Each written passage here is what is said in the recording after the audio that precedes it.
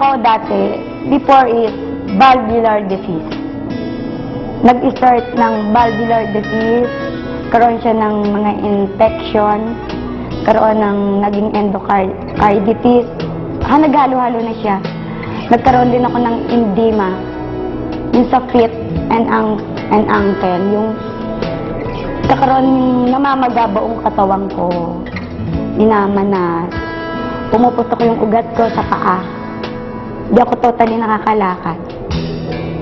Then yun yung ilang times akong nangyari sa akin yun, yung hindi ako nakalakad, hindi ako nakakabangon, hindi normally ang heartbeat, nagmamalfunction, dahil nga hindi siya yung properly, nagsishot yung ng blood circulation.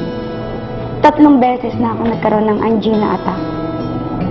Yung first and second, niya, sinabi na niya sa akin yung 5 to 7 years ang average life ko. So, hindi ko na iniintindi yung sinabi niya sa akin kung ano yung disease ko dahil mahirap. Hindi ko inintindi yung kung ano yung sakit ko. Kundi iniisip ko yung magagawa ko in 5 to 7 years. Dahil single mother ako ng time na yun. Kaya lahat ng yan sa akin, lahat ng pwede kong inumin, lahat ng nag-aalok sa akin. Hindi ko tinatanggihan. Lahat iniintay ko. Kahit mahal siya, sinusubukan ko. Dahil kung ano yung makakabuti sa akin. Kaya nga nung inalok ako ng Alive, nakita ko yung mga ng sa brochure, yung mga napagaling. Hindi ako nag-aksaya ng oras. Na kahit 3 times, ginawa ko 9 times, yung inalam ko is yung kung may overdose. Nung malaman ko wala overdose, ginawa ko yung parang pagkain na hindi yung arterial intake. Kasi gusto kong gumaling eh. Pero yun nga yung naging sa akin ng Alive. Alam ko siya yung nakatulong sa akin na gumaling ako, doon ako nakaramdam ng lahat ng luwag sa katawan ko. Kasi pag natutulog ako, hindi ako nakadiretso. Talagang naka-incline ako, nakaupo lang ako.